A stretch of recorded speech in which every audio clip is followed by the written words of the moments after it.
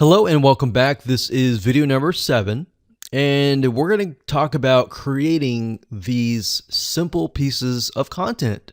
Now, I'm going to show you different tools that you can use to create these pieces of content. Some of them range from using a site called Stencil, Canva, and more. I'm going to show you how to use Stencil in just a minute.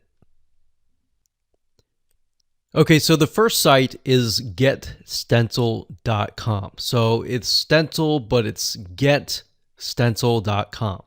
I like to use this site primarily because it really is created for social media engagement. So all the images, all the templates that they give you are primarily focused on social media. Now, there are other sites like canva.com, so that's canva.com. This site will allow you to create other social media images as well, but it goes beyond that. It allows you to create things like e-covers and all of that. So that's why I really like to focus on Stencil.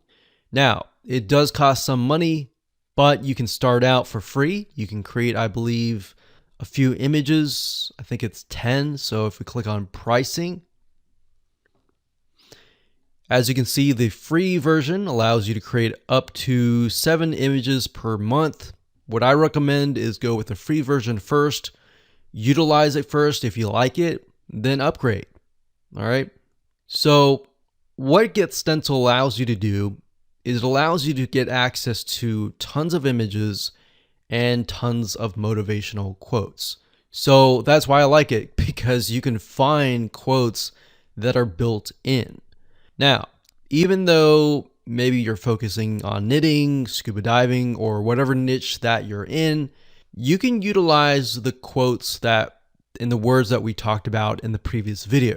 But if you are aware of the audience and they're all women, maybe they're all men, you can use generic motivational quotes that are built in to Stencil. So to give you an idea of how to go about doing that, let me go ahead and log into my account and show you around. Okay, so I went ahead and logged into my Stencil account, and this is what we see. So when you have the free account, you will still see all of the images, but the images that you don't have access to will have a lock. All right, so that will tell you that you'll need to upgrade. But for the most part, I would say start with the free version so that you can get a hang of it. So what I recommend that you do is do a search for photos that appeal to your audience. Now, the reason why we did the audience research and looked at the affinity audiences and all of that was to gain a broader spectrum. So not only are we looking for a specific niche, but we're looking for images that appeal to that person. So if we know that our niche is filled with all women, we may want to stick with images that appeal to women. So for example, animals, beauty and fashion, and maybe love, maybe nature, maybe people, maybe textures. So you see what I'm saying here? We are really not focusing specifically on the niche, but we're really focusing on the person. All right. So let's say we want to use a generic motivational quote for that audience. This is how super and fast and easy it is. So let's say, for example, we want to use this one here. So all you have to do is simply click it. It gets in the background and you can enter text. So you can double click this and enter any text you want based on the content and the powerful words that you have researched. Or you can simply go to their quotes section and you can see that they have about 10,000 plus quotes. So we can think, okay, the audience is women, so maybe we can focus on something like confidence. So what we can do is, and what we like to do is, if it is women, we like to try and find quotes by women. So that way we stick with the audience.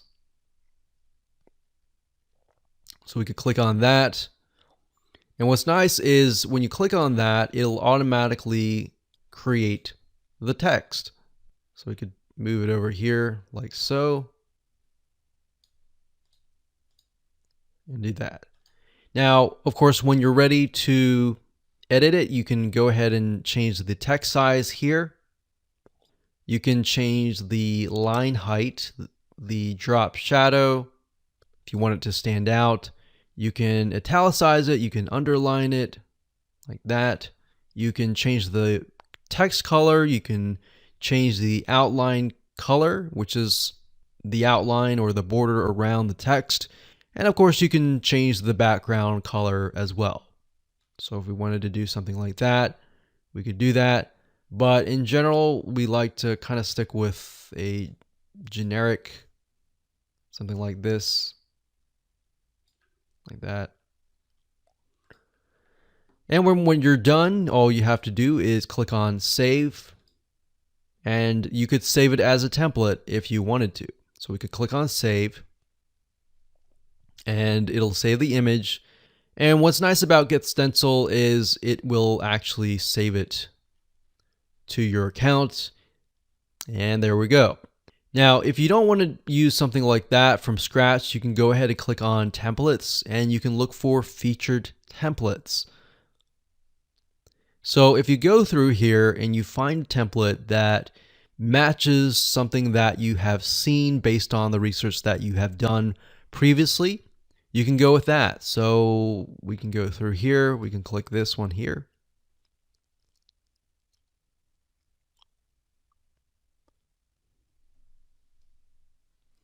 And there we go. So we see an image here, and then we see text. So if that's the format that you like, then stick with that. Now, what I recommend that you do with all of your images to try to keep things uniform and consistent is to stick with one template.